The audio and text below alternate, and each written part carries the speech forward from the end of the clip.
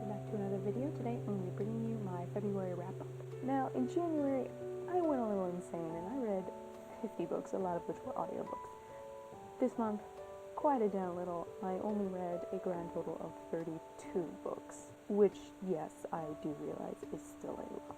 The reason I didn't read as many in February as I did in January is because, one, February is a shorter month, and two, I was actually out on vacation for a lot of it, and while I did do some reading, my day was occupied with other things, so I wasn't doing as much as maybe I could have been.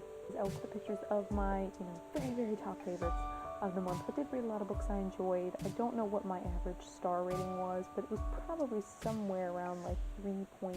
I did fairly well with February in terms of doing a healthy mix of reading some arcs that had piled up and of reading things that were on my TBR. I have challenged myself to read my TBR by the end of the year.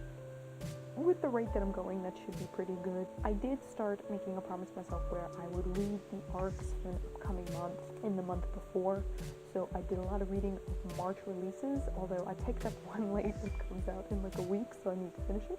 So for in discovering new writers, first I'm going to shout out to Anders Develmont for his book Game here.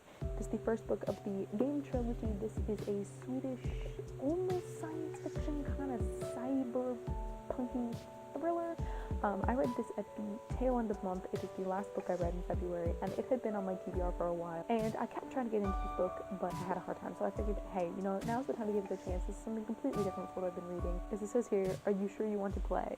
So the basic idea of this book is that Henrik Peterson finds this cell phone, this high-tech cell phone, that keeps asking him if he wants to play a game. When he finally just gets in and says yes, he realizes that the game is basically, he gets recorded pulling off tons of pranks which range from really harmless to really, really illegal, and when he kind of gets screwed by the game, he tries to find out who's behind it. This was a really fun thriller. It took a little bit of time to get into because I really hated Henrik, basically the whole thing.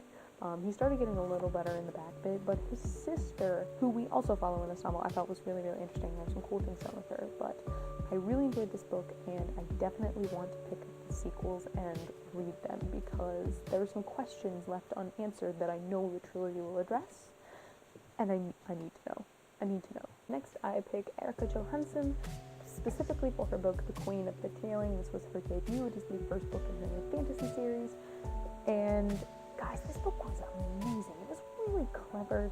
The world was interesting. The characters are great. And I gotta say, I love that Miss Johansson decided to focus on political intrigue and action over romance.